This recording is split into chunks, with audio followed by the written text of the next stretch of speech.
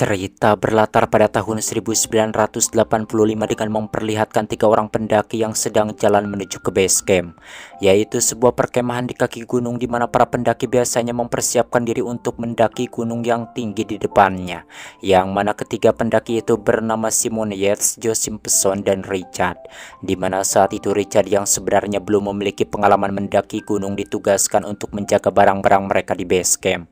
Sementara Simon dan Joe mereka melakukan pendakian ke puncak gunung Siula Grande, dan diketahui bahwa pada saat itu belum ada seorang pun yang berhasil mencapai puncak gunung Siula Grande yang memiliki ketinggian 6.344 meter, di mana saat itu Joe dan Simon pun memulai pendakian mereka di pagi hari, di mana mereka pun saling mengikatkan diri agar mereka bisa membantu satu sama lain.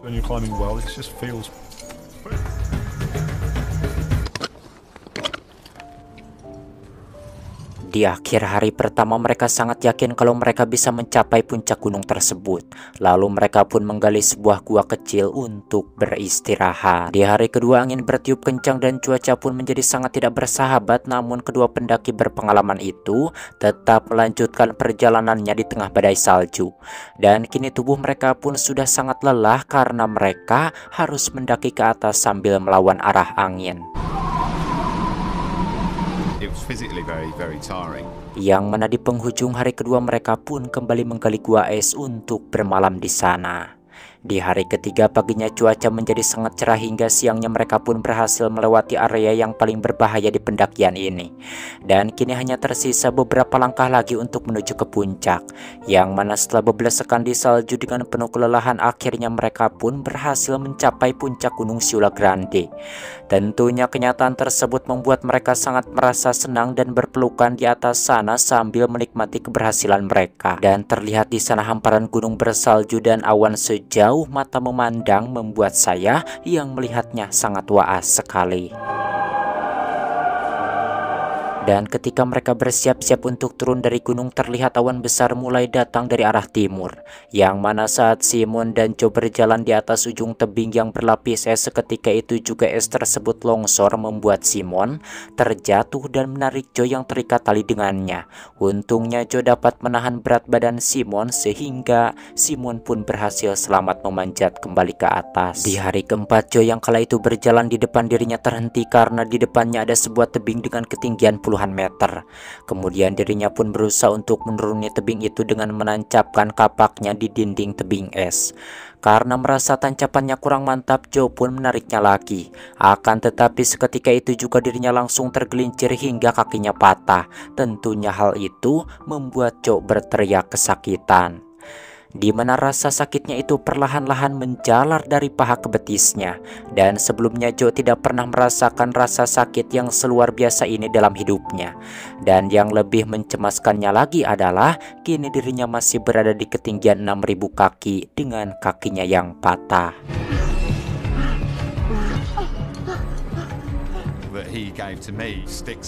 Tak lama kemudian Simon pun turun ke bawah menghampirinya.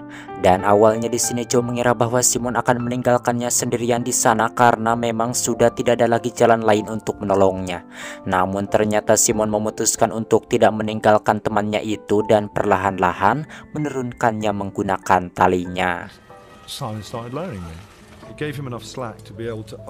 Karena cuaca sudah semakin berkabut, Simon pun terpaksa menurunkan Joe dengan cepat. Tentunya hal itu membuat Joe merasa kesal karena dirinya merasa sakit yang luar biasa karena gesekan yang terjadi antara kakinya dan dinding gunung es. Akan tetapi Simon tidak memperdulikannya karena dirinya sedang berlomba dengan waktu. Selain cuaca yang tidak bersahabat, kini waktu juga sudah semakin sore, yang mana sekarang jarak antara Joe dan Simon pun sudah semakin jauh dan mereka sudah tidak bisa lagi melihat dan mendengar satu sama lain. Lalu tiba-tiba beban tali yang dipegang Simon terasa berat. Ternyata di bawah Joe tergantung dan dirinya tidak bisa mencapai tebing. Lalu Joe pun menengok ke bawah dan melihat ada lubang es yang sangat besar dan dalam. Sementara di atas Simon berusaha memberikan kode kepada Joe bahwa panjang talinya sudah maksimal dan Joe harus bertumpu pada sesuatu karena Simon harus segera turun dari sana. Akan tetapi Joe tidak bereaksi dan talinya tetap terasa berat.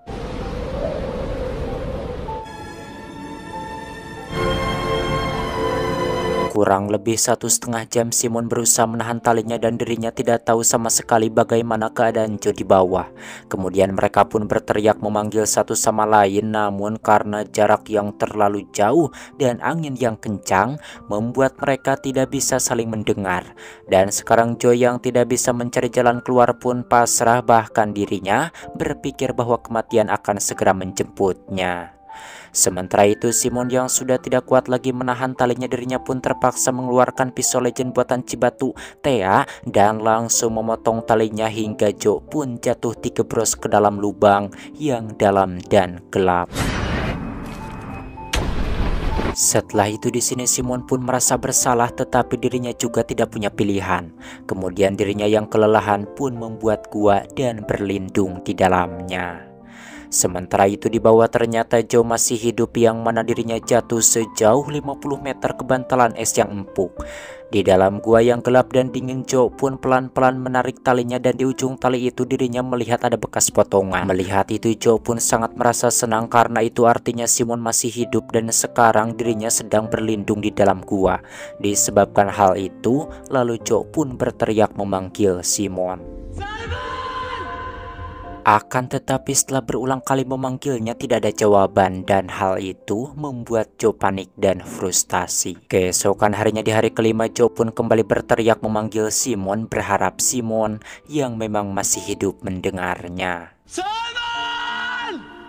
Sementara di atas Simon yang sudah terbangun mulai turun, dan di sini Simon menyadari ternyata semalam Joe tergantung di tebing itu sehingga dirinya tidak bisa melepaskan berat badannya. Selain itu Simon juga melihat ke bawah yang ternyata ada celah selebar 12 meter. Yang mana di sini Simon pun merasa yakin bahwa Joe pastinya jatuh ke lubang tersebut. Dan saat itu Simon pun tidak kepikiran untuk turun ke lubang tersebut melihat Joe, karena dirinya sangat yakin bahwa Joe pasti sudah mati di bawah sana. Sedangkan di bawah dengan kakinya yang patah, Joe pun mencoba memanjat ke atas. Akan tetapi berulang-ulang kali gagal karena dirinya tidak bisa menahan rasa sakit di kakinya. Sementara di base camp Richard mulai berpikir bahwa kedua temannya itu sudah meninggal karena sudah semalaman mereka belum juga kembali. Sedangkan Joe meyakinkan dirinya sendiri untuk terus bergerak, yang mana Joe pun berpikir jika tidak bisa memanjat ke atas maka dirinya harus bergerak ke bawah. Perjalanan ke bawah sangat menyeramkan dan penuh tanda tanya, namun Joe berharap pada jalan keluar di bawah sana. I didn't want to look down.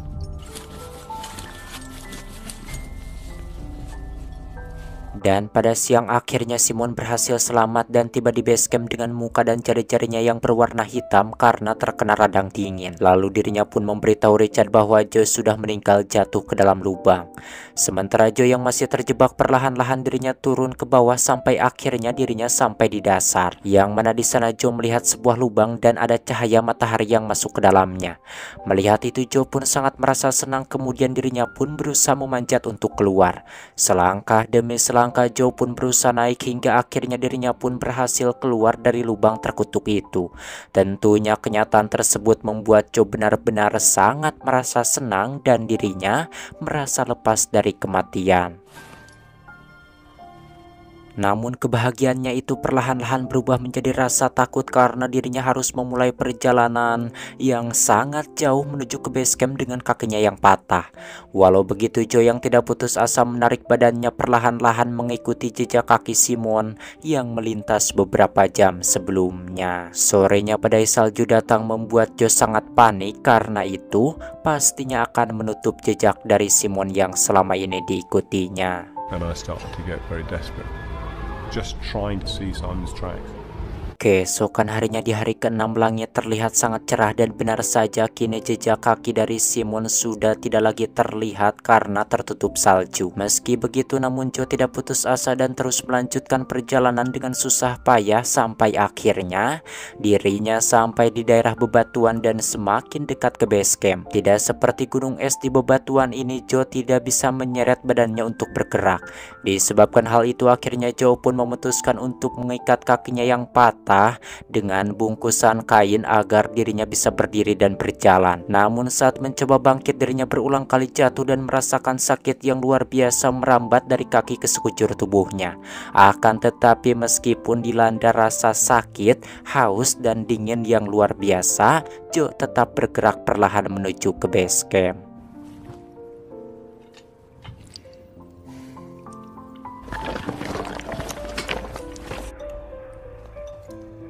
Saat malam poek, Joe pun beristirahat dan menatap langit yang dihiasi bintang-bintang, dan hal itu membuat Joe sedikit terhibur. Keesokannya di hari ketujuh di base camp, Simon dan Richard mulai membakar baju-baju Joe sebagai ucapan selamat tinggal, dan mereka pun memutuskan untuk pergi dari tempat ini keesokan paginya. Sementara Joe di tengah perjalanannya, dirinya menemukan satu sumber air. Lalu dirinya pun menampung air itu dan minum sepuasnya, mengingat sudah beberapa hari dirinya tidak minum. And it was just like Selepas itu Joe pun kembali berjalan, namun sekarang dirinya mulai berhalusinasi dan pikirannya sudah mulai kacau. Yang mana sekitar jam 4 sore akhirnya dirinya pun tiba di danau dekat base camp. Namun sekarang Joe mulai khawatir bagaimana jika dirinya tiba di sana akan tetapi tidak ada siapa-siapa. Disebabkan hal itu akhirnya Joe pun berteriak keguruan memanggil Simon.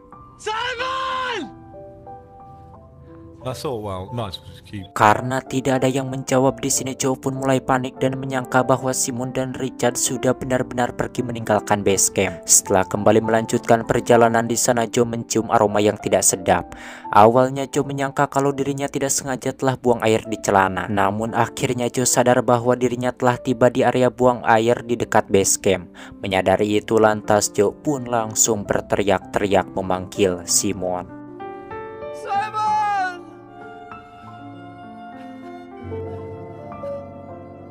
Pada titik ini harapan Joe untuk diselamatkan benar-benar musnah ketika teriakannya tidak ada yang menjawab. Sementara di dalam tenda, Richard tiba-tiba terbangun dan samar-samar mendengar suara yang berteriak memanggil Simon. Tak lama Simon pun langsung bangkit dan pergi keluar karena dirinya juga mendengarnya. Setelah berjalan kurang lebih 80 meter dari tenda, akhirnya mereka menemukan Joe yang terkapar tak berdaya. Saat itu wajah Joe sudah terlihat sangat menyeramkan dan tidak lagi menyerupai manusia.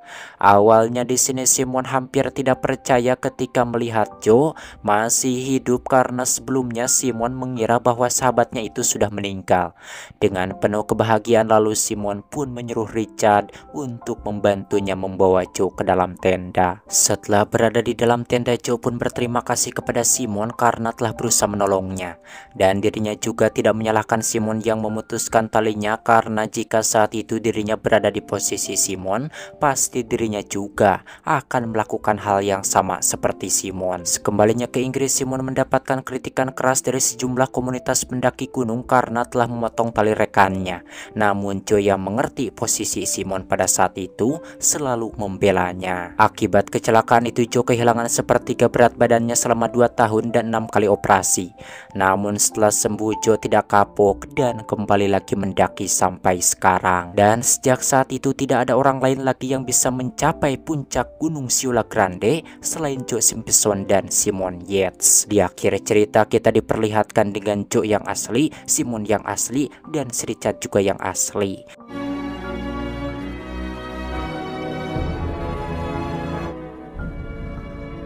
Dan film pun tomat, dan sungguh film yang sangat mengasli-aslikan dan memang kisah nyata.